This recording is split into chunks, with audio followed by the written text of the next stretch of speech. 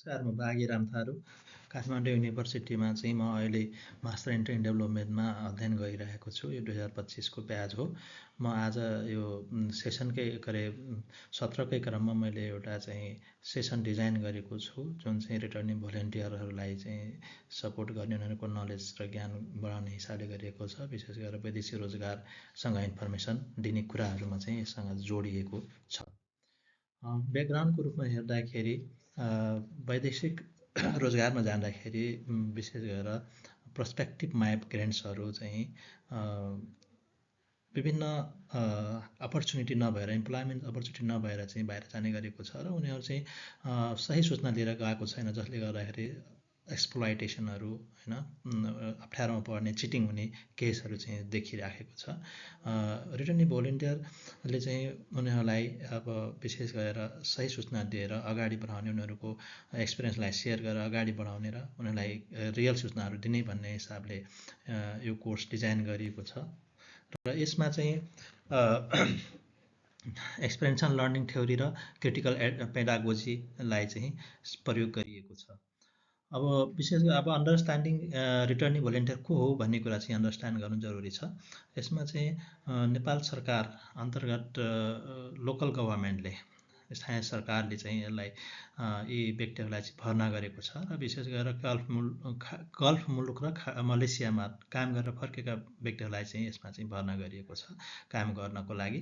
उनीहरूले चाहिँ विशेष गरेर फरेन इम्प्लोइमेन्ट सम्बन्धीका इन्फर्मेसनहरू, वास्तविक सूचनाहरू दिने, आफ्नो अनुभवहरू सेयर गर्ने र उनीहरूलाई चाहिँ सचेत गराउने, जो चाहिँ वैदेशिक रोजगारमा गइराखेको छ त्यस्तो व्यक्तिलाई सचेत गराउने भन्ने हिसाबले चाहिँ तयार पारिएको छ। अर्को चाहिँ उनीहरूले चाहिँ वैदेशिक रोजगारसँग सम्बन्धित केसहरू आइडेन्टिफाई गर्छ, विशेष गरेर चिटिङका केसहरू, मृत्यु भएका केसहरू, स्कलरसिप पाउने केसहरू, त्यस्तो केसहरू आइडेन्टिफाई गर्छ र अब चिटिङ जस्ता केसहरू डिओमा रेफर गर्छ भने आर्थिक सहायता पाउने कुराहरू चाहिँ वैदेशिक रोजगार बोर्डमा चाहिँ रेफर गर्छ यिनीहरूले। सेसन अब्जेक्टिभ्स हेर्ने हो भने यिनीहरूले एक्सपिरियन्स सेयरिङ गर्छ। आफ्नो विशेष गरेर सुरुमा उनीसँग लट अफ एक्सपिरियन्स छ वैदेशिक रोजगारमा जाँदाखेरिको, उनीहरूले चाहिँ एक्सपिरियन्स सेयरिङ गर्छ। त्यसै गरी उनीहरूले वैदेशिक रोजगारमा जाँदाका प्रक्रियाहरू र इस्युज र एक्सप्लोइटेसन हुने क्षेत्रहरूलाई चाहिँ एनालाइज गरेर सूचनाहरू प्रदान गर्छ। त्यस्तै गरी स्किल डेभलपमेन्टको पार्ट पनि जोडिन्छ। वैदेशिक रोजगारमा जाँदाखेरि कुनै सिप नलिइकन गयो भने त्यहाँ चाहिँ गाह्रो हुनसक्छ, उनीहरूले सही काम पाउन सक्दैनन्, कम ज्यालामा काम पाउने अवस्था हुनसक्छ। त्यो कुराहरू चाहिँ जोडिन्छ भने अर्को चाहिँ एक्सन प्लान बनाइन्छ, जुन चाहिँ उनीहरूले आफ्नो सिकेका कुराहरूलाई वास्तविक रूपमा चाहिँ प्रयोग गर्न सकुन् भन्ने हिसाबले। अब सेसनकै हिसाब गर्दाखेरि यसमा चाहिँ मैले अघि नै भने एक्सपेरिएन्सल लर्निङ थ्योरी र एन्ड्रागोजी, क्रिटिकल एन्ड्रागोजीलाई चाहिँ प्रयोग गरिएको छ। सुरुमा चाहिँ इन्ट्रोडक्सनको पार्ट छ। इन्ट्रोडक्सनमा चाहिँ एउटा गेम अथवा एउटा चाहिँ एनर्जाइज तरिकाले चाहिँ सुरुवात गर्ने, एउटा चाहिँ वर्डहरू उनीहरूलाई चाहिँ लागेको वर्डहरू भन्न लगाउने र त्यसलाई चाहिँ अलिकति आफ्नो व्याख्यात्मक तरिकाले भन्न लगाउने आफूलाई। र अर्को चाहिँ उनीहरूको एक्सपिरियन्स सेयरिङ चाहिँ को पाटो छ, जुन चाहिँ उनीहरूले साना साना ग्रुपहरूमा गर्न सक्छन्। र यसमा चाहिँ थ्योरिटिकल लिङ्क हेर्ने हो भने एक्सपेरिएन्सल लर्निङको कन्क्रिट एक्सपिरियन्स र रिफ्लेक्टिभ अब्जर्भेसनको रूपमा चाहिँ यसमा चाहिँ यो चाहिँ थ्योरी चाहिँ युज गर्न सकिन्छ।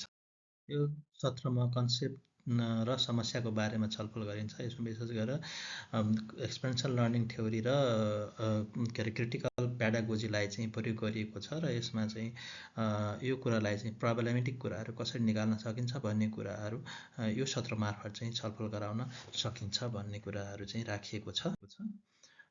त्यसै गरी अब त्यसपछि एक्सन प्लानका कुराहरू चाहिँ छ।